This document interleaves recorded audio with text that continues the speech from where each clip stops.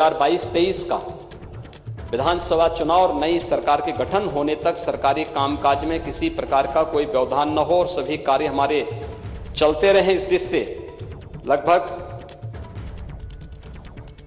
5,45,000 करोड़ रुपए के आसपास का यह हमारा लेखानुदान भी इस सदन में प्रस्तुत किया गया है, जिस पर यहां पर चर्चा होगी।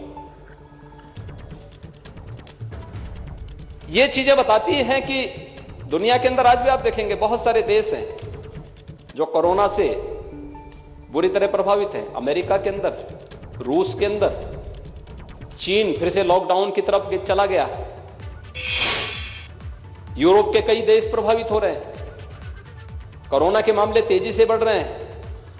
तमाम अफ्रीकन कंट्रीज हैं जहां पर ये चीजें तेजी के साथ आगे बढ़ी हैं, लेकिन हमारे यहां पहले चरण का रहा हो, दूसरे चरण का रहा हो या तीसरे चरण के बारे में जो विशेषज्ञों ने आशंका व्यक्त की थी, कोई कहता था अगस्त में आ ही जाएगा, कोई कहता था कि सितंबर में आने से कोई रोक नहीं पाएगा। लेकिन हम लोगों ने कहा ना अगस्त में आएगा ना सितंबर में आएगा, हम दोबारा सरकार बना करके आएंगे और फिर तीसरे वेव को भी रोकेंगे। और इसीलिए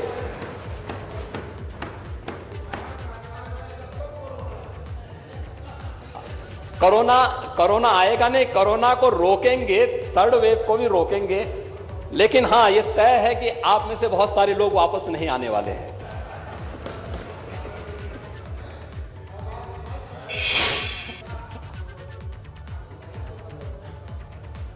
चलिए, मैं एक श्राप नहीं, मैं आज शुभकामना देता हूं कि आप जैसे हैं ऐसे बैठे रहें, यहां के लोग ऐसे बैठे रहें। इसको तो स्वीकार करते हैं ना।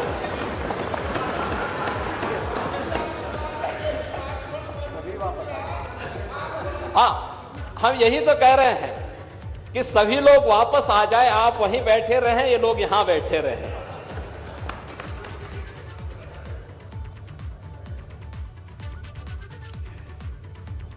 महोदय, हम लोगों ने पिछले 5 वर्ष के दौरान, मैं चर्चा 5 वर्ष की करूंगा, 4.5 वर्ष की नहीं करूंगा, 3.5 वर्ष की भी नहीं करूंगा। ये 5 वर्ष का कार्यकाल उत्तर प्रदेश के दृष्टि से बहुत महत्वपूर्ण रहा है। और महत्वपूर्ण इसलिए रहा है कि अगर उत्तर प्रदेश के बारे में जो एक आम धारणा थी, आम धारणा क्या थी? हम राजनीतिक पूर्वाग्रह से ऊपर उठ करके सोचे तो उत्तर प्रदेश के बाहर जाने पर उत्तर प्रदेश के बारे में जो धारणा होती थी कि देश के विकास का सबसे बड़ा बाधक है उत्तर प्रदेश। सबसे बड़ी लोगों के मन में धारणा थी उत्तर प्रदेश में कोई सुरक्षित नहीं रहेगा, उत्तर प्रदेश में दंगे होते हैं, आस्था का सम्मान नहीं होता है, विकास की कोई रुचि नहीं है। और कई जनपद तो हमारे ऐसे थे जहां के नौजवानों को देश के अंदर और दुनिया के अंदर लोग देख करके होटल में भी रूम नहीं देते थे।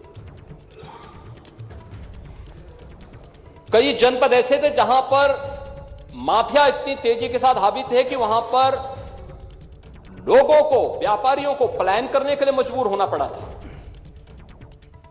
लेकिन आज मैं कह सकता हूं, जब हमारी सरकार 5 साल का कार्यकाल अपना पूरा कर रही है महोदय, तब मैं कह सकता हूं इन 5 वर्षों में प्रदेश के अंदर एक भी दंगा नहीं हुआ।